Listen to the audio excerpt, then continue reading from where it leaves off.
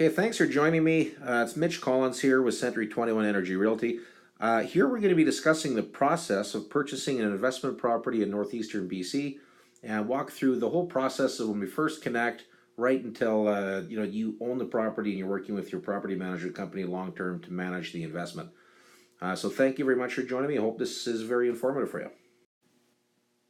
So the very first thing that we're going to do is I'm going to sit down with you and understand your specific goals and investment requirements.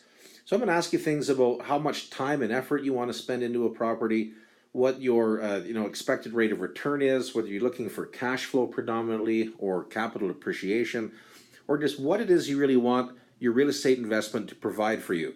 So really, really important to understand your goals and requirements up front, and then we can match a property to kind of suit those needs for you. After we've had our initial discussion around what your goals are and your requirements and what you really want real estate to provide to you, my next step is going to be educating you about our market economic fundamentals and really what's driving the real estate market in our region. So to further that, I've spent more than a decade really dialing in on the major industrial fundamentals that are pushing natural gas development. So on top of that, I've traveled extensively across the province. I've gotten myself right in front of the major industrial sites between Fort St. John, Dawson Creek, all the way to Kitimat, Prince Rupert, as it relates to LNG. Up north, I've seen what a lot of the oil and gas companies are doing on the ground with their drilling rigs and service rigs and the infrastructure that they're putting in to facilitate LNG. And I've just spent an unbelievable amount of time and money in compiling that information to relay that to you, the investor, so that you have a very clear understanding about the market that you're purchasing into and how that will impact your investment long term. So education about the market is going to be paramount, and then after that we'll get into the next piece. Now, once you're really comfortable with the market and the economic fundamentals that are driving real estate in the region, my next step is to discuss how property management works, predominantly if you're an out-of-town investor and you're not going to be present or able to personally manage the investment long term. So to further this end, I've sat down with our local property management company and created a series of videos that you'll be able to find on YouTube as well, that really walk through the whole process from the time that the property management company gets involved, how they advertise, how they screen for tenants, how they move the tenants in, the process of collecting rent, the bill payments, and then paying you out after all those things have been taken care of, and just paint the picture very clearly to show before you jump in exactly what that process looks like, so there's nothing hidden or no surprises that are coming for you. Now, after all those things have been discussed, the next chat we're going to have is your financing options. So what's important about that is when we know what the your financing ability looks like, that can help me to showcase certain types of properties to you depending on what your price range is.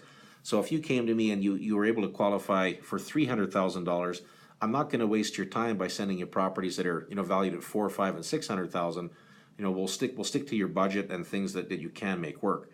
On the other side, if you have a wider budget, let's say you could do up to $1 million, for example.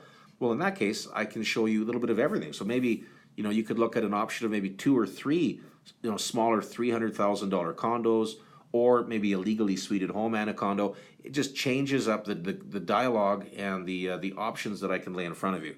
So it's really important that we discuss the financing options and we're clear about what your capabilities are. So step number 5 is locating the right property for you.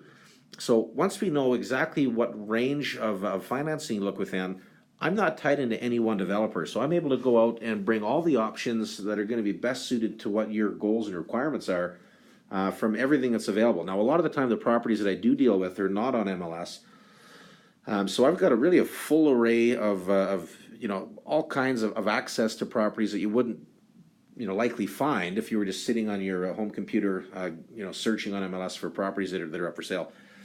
So I am not tied in with any one developer. We've got options for condos. We can do suited homes. We can do duplexes. We've got townhome options. A little bit of everything. So, I really leave no stones uncovered in finding the best property that's going to suit your needs.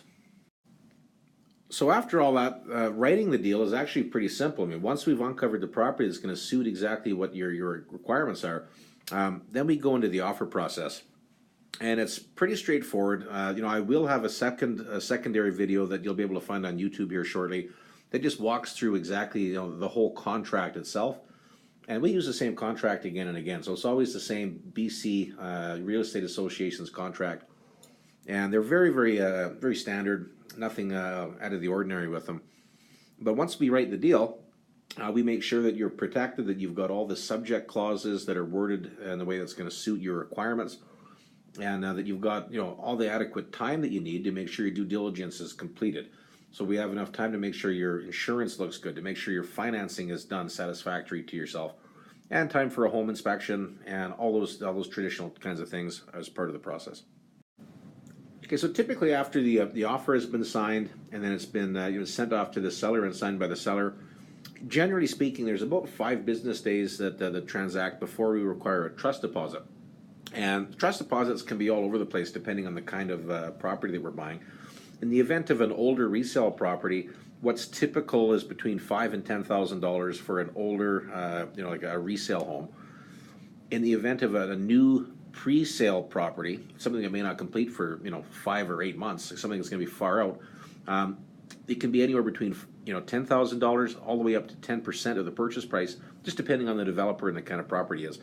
So on top of that, especially if you're coming in from out of town, we've got a couple different options to collect trust deposits. We've made it pretty simple for folks that are from somewhere else in the country. So we can do wire deposits, we can do online money transfers, everything directly into the trust account. And then with any trust deposit, it stays in trust with our brokerage, and it gets paid to your lawyer at the time of closing to reduce your total cost to purchase. So that's generally speaking the deposit, the trust deposit process. Okay, so home inspections. Now, you'll be very happy to note that when you deal with me, there'll always be a home inspection involved. I don't, I know in some of the bigger markets like Vancouver, and I've even heard in Toronto, last time I was at the Keyspire event, that, investors are jumping into deals with no subjects, especially not even a home inspection subject, because the sellers won't allow that amount of time, which is crazy. I don't operate like that any way, shape, or form. I think that's way too much risk. So anyway, the process for the home inspection is if we're doing a resale home, we'll make sure that we have a super qualified home inspector. There's several in Fort St. John. I've worked with them all very extensively for years now. And we've got a pretty good system nailed down. So when it's an older resale property, I've got just a professional to use for those. In the event of a brand new home, we still get a home inspection done, but typically it's for different reasons. So prior to the closing date, we'll have a home inspector come out and take a really good look through the home and create a deficiency list. So he's going to be looking for code compliance, any deficiencies that the builder may not have seen, things like paint runs or maybe nail pops or, just little things that happen in new homes all the time. And he creates a list for us, and then, in a new home scenario, we'll receive that list from the builder, from the inspector, and then we'll forward that off to the home builder to get all those issues rectified prior to the closing date. So in any type of property that we're going to be involved in, there will be a home inspection process unfolding. So once we've got the financing organized, and that's in writing from your lender, and then we've got the home inspection done satisfactory to us and all the insurance requirements have been met, and typically speaking, those are generally what the subject clauses are. There may be a subject clause for reviewing the existing leases if it's an older resale investment property, but that's not always the case. So once we've fulfilled all of the subjects, then we get together and sign off on the subject removal form, which in the event that you're not aware of is what actually then creates the firm binding contract. So once we've removed subjects, then we could go out and put a sold sign on the property, and you've now officially bought your first property, and we're going to enter into the closing process. Okay, so now that subjects are off and we're working through the closing process, this is pretty streamlined. We've made, I've put a lot of effort into making this process very simple, especially for investors from outside of British Columbia, where sometimes, your lawyers have to be registered in BC to do a deal for you. So we've actually partnered up with several different lawyers, in Ontario, in Alberta, that are interprovincially registered, and they can handle the transaction all the way through for you. So in that process, the lawyers will, you meet with the lawyer, you'll sign off on all the documentation, you'll go through your statement of adjustments and bring them the final check to close. And when the money's transferred, we release keys to the property manager or yourself if you'd prefer that. It's up to you how we handle that. And then basically, next step is either managing the tenants that are in the property or working with a property management company now to fill your property and start the investment. And then the best part, I mean, once we've gone through that process, which there's maybe 10 steps to it, but they're all relatively straightforward.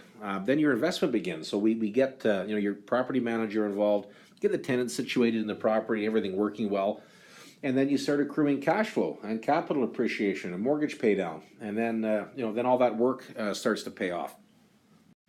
So the next step is to give me, Mitch Collins, a call. You can get me on my cell phone directly at 250-262-9338. Either a phone call or a text message works really well, or you can send me an email as well, mitch@mitchcollins.com, and then we'll start that process together.